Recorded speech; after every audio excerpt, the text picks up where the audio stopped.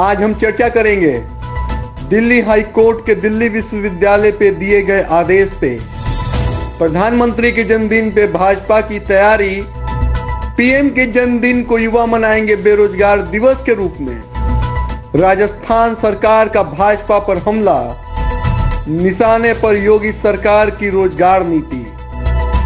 नमस्कार दोस्तों, आप सभी का स्वागत है हमारी इस विशेष पेशकश में। चलिए फटाफट हम करते हैं खबरों की शुरुआत। और आज की सबसे पहली और बड़ी खबर आ रही है दिल्ली विश्वविद्यालय से। आपको बताते चले कि हिंदुस्तान की राजधानी दिल्ली और वहां पे दिल्ली विश्वविद्यालय, उनको आज दिल्ली हाई कोर्ट ने ये करारा झटका दिया, ये कहते हुए, और उन्हें फटकार भी एक तरीके से लगाई है कि जिन बच्चों की फाइनल ईयर की परीक्षा ली गई है 10 अगस्त को, उनके फाइनल ईयर के रिजल्ट जल्द से जल्द घोषित किए जाए, ताकि उन विद्यार्थियों के साल बर्बाद न हो, समय बर्बाद न हो और वो अपनी नई पढ़ाई के लिए वक्त रहते हुए या अपनी डिग्री वो सही टाइम पे ले सके। आपको हम बताना चाहेंगे कि कोरोना महामारी को मद्देनजर रखते हुए 23 मार्च से पूरे हिंदुस्तान में लॉकडाउन था और इस लॉकडाउन के बीच में 10 अगस्त को पिछले महीने यानी दिल्ली विश्वविद्यालय के जितने भी कॉलेज हैं वहां पे बच्चों के ऑनलाइन परीक्षा लिए गए थे जो फाइनल सेमेस्टर के हैं। उन ऑनलाइन परीक्षा के दौरान ये कहा गया था कि आप अपने आंसर बुक को डायरेक्ट ईमेल कर सकते हैं हमें, और इसके बाद उनके लिए गए परीक्षा पे दिल्ली हाई कोर्ट ने दिल्ली विश्वविद्यालय को कहा कि इनके रिजल्ट को जल्द से जल्द घोषित किए जाएं, और दिल्ली विश्वविद्यालय के परीक्षा यूजीसी के गाइडलाइंस के तहत किए गए थे। तो उन्होंने यूजीसी को भी कहा है कि आप एक सर्कुलर जारी करिए पूरे हिंदुस्तान में और ये ऐलान करिए कि बच्चों का इस बार का एडमिशन प्रोविजनल सर्टिफिकेट पे हो, मतलब उनके ओरिजिनल डिग्री और ओरिजिनल मार्कशीट नहीं आ सकते हैं वक्त रहते हुए, क्योंकि पूरा का पूरा देश इस महामारी से जूझ रहा था, देश रुका हुआ था एक तरीके से। अब हम बढ़ते हैं दूसरी बड़ी खबर की ओर। दूसरी बड़ी खबर आ रही है प्रधानमंत्री नरेंद्र मोदी के जन्मदिन को लेकर के। आपको बताना चाहेंगे कि आगामी 17 सितंबर को प्रधानमंत्री नरेंद्र मोदी जी का जन्मदिन है।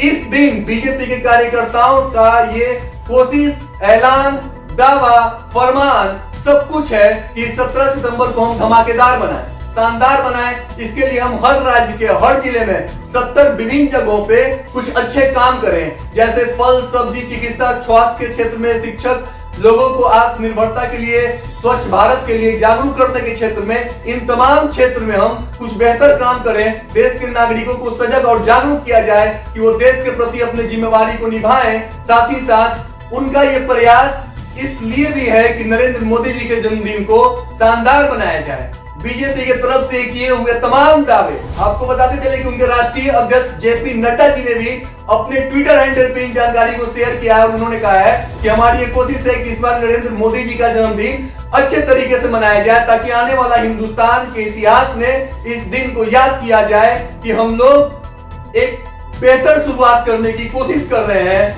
लेकिन इसके ठीक दूसरी तरफ खौफ और क्रेज और गुस्सा, ये सब कुछ है उन विद्यार्थियों के जहन में। आपको हम बताना चाहेंगे कि आज के डेट में सोशल मीडिया बहुत तेजी के साथ स्प्रेड हो रहा है। ट्विटर पे हैशटैग कैंपेन चलाई जा रही है। इस कैंपेन के दौरान जितने भी विद्यार्थी हैं कॉलेज के, यूनिवर्सिटी के और युवा लोग, वो सभी के सभी लोग मोदी जी के खिलाफ 17 सितंबर को ही कैंपेन चलाने जा रहे हैं। और वो उनका ये कहना है कि हम 17 सितंबर को बेरोजगारी दिवस के रूप में याद करना चाहते हैं, क्योंकि आपको पता होना चाहिए कि जीडीपी माइनस में जा रहा है, बेरोजगारी का आलम इतना बढ़ चला है कि किसी के पास किसी भी तरह का कोई काम धंधा नहीं है। सरकारी नौकरी में वैकेंसी निकलते हैं तो परीक्षा नहीं होते हैं, परीक्षा होते हैं तो भर्तियां नहीं होती हैं, भर्तियां होती हैं तो किस तरह की होती हैं ये आपसे बेहतर कौन जानता है। तो ये सारे तमाम चुनौतियों को मद्देनजर रखते हुए विद्यार्थियों ने ऐलान किया है कि इस बार हम 17 सितंबर को भारत के प्रधानमंत्री नरेंद्र मोदी जी के खिलाफ कैंपेन चलाएंगे। अब ये दो चीजें कितनी कारगर साबित होंगी आने वाले समय में, ये तो वक्त ही बताएगा। इसके साथ हम बढ़ते हैं अगली खबर की ओर, और अगली खबर आ रही है राजस्थान के मुख्यमंत्री के ट्विटर हैंडल के अकाउंट से। उन्होंने अपना बयान जारी किया है। कल भी उन्होंने शिक्षा के क्षेत्र में राजस्थान के लिए ठोस कदम उठाया था। आज उन्होंने ये कहा है कि 2014 में नरेंद्र मोदी जी जब सत्ता में आए थे तो उस वक्त उनका चुनावी मुद्दा था कि हम हर साल हिंदुस्तान के 2 करोड़ युवाओं को रोजगार देंगे। अब हिंदुस्तान की आबादी 130 करोड़ से भी ज्यादा है। 7 साल हो गए हैं उन्हें सत्ता में कायम रहते हुए। पूछना चाहिए कि 7 साल में कितने युवाओं को रोजगार मिला, ये बड़ा सवाल है। विपक्ष का काम है ये सवाल पूछना। विपक्ष अपने काम पे और अपने सवाल पे अडिग है। इसमें अब सत्ता को तो जवाब देना ही चाहिए। अब देखना दिलचस्प होगा कि अशोक गहलोत जी के बयान को बीजेपी के लोग या नेता कार्यकर्ता किस तरीके से लेते हैं और उनका क्या इसके ऊपर प्रतिक्रिया रहता है। अब हम बात करते हैं यूपी सरकार की संविदा प्रक्रिया के ऊपर। संविदा प्रक्रिया सरकारी नौकरी के तहत भर्ती प्रक्रिया को कहा गया है। आपको हम बताते चलें कि यूपी सरकार इस मूड में है कि अब बी और सी ग्रेड के जो भी भर्तियां होंगी वो 5 साल कॉन्ट्रेक्चुअल बेस पे होंगी। अर्थात मतलब कि जो भी सरकारी नौकरी की तैयारी कर रहे हैं विद्यार्थी, वो अगर उत्तीर्ण होकर के जॉब ज्वाइन करते हैं यूपी सरकार के अंतर्गत, तो उन्हें शुरू के 5 साल एक तरह से कॉन्ट्रैक्चुअल जॉब करना पड़ेगा, जिसमें उनकी तनख्वाह फिक्स होगी। सरकारी नौकरी में ग्रेड पे के तहत उनकी सैलरी भी कम होगी। वो शुरू के 5 साल पहले जॉब करेंगे, उनके कार्य प्रणाली को देखा जाएगा। उसके बाद उसके 5 सालों के बाद 2 परीक्षाएं होंगी और उन 2 परीक्षाओं में उनको 60% अंक लेकर आना होगा, तभी उन्हें सफल घोषित माना जाएगा। इसके बाद उनको परमानेंट किया जाएगा।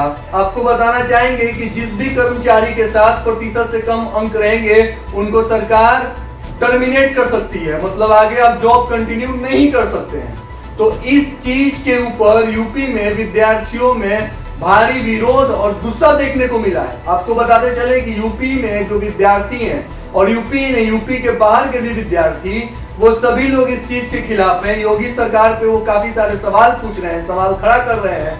इसके विपरीत योगी सरकार का ये कहना है कि इससे सरकार के ऊपर बोझ कम होगा, बजट का, लोगों के अंदर कार्य प्रणाली करने की क्षमता बढ़ेगी, लोग अपनी जिम्मेवारी को समझेंगे और वो ईमानदारी के साथ काम करेंगे।